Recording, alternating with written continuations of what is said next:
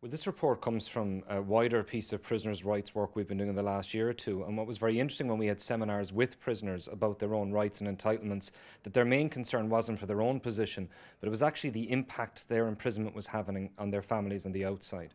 And we've also looked at a wide body of international research that shows that the children, particularly of people in prison, suffer a lot of very negative consequences, which can be of long-lasting impact.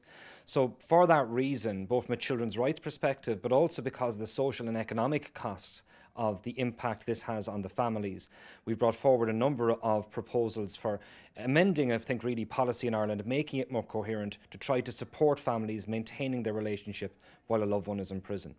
There's a lot of very difficult things for families to cope with in the crisis that arises when somebody goes to prison. It's very difficult to know what's the best thing to do about how to tell a child or what to tell the child about what's happened. There can be problems in school, certainly, and there's responsibilities there for the education system. The media also, unfortunately, can play a very invasive role with what are innocent bystanders to the criminal process. But I suppose the main focus then is, of course, also on the prison system and what can we do to try to make the prison experience a less harmful one for children and families who are visiting somebody in prison and trying to keep up a relationship. Well, obviously there's always controversy about prisoners' rights issues, but I suppose what really hasn't been fully considered in Ireland to date is the fact that we are talking here about the rights of families and children who have committed no offence.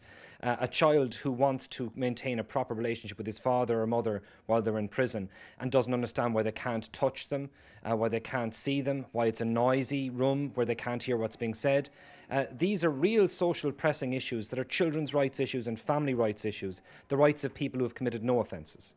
I welcome this report by the Irish Penal Reform Trust. I think it's a huge step forward in us as all the partners who want to support children and families of parents in prison having a much more joined up approach.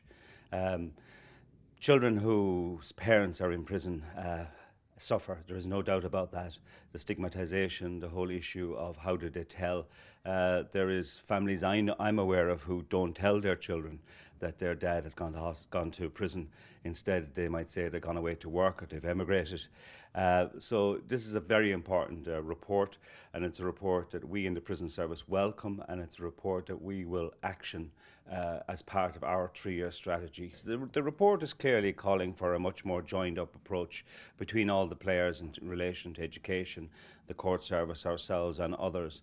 And I think it is important that we use this report as a catalyst now to get much more joined up thinking in relation to how we deal with children of parents in prison.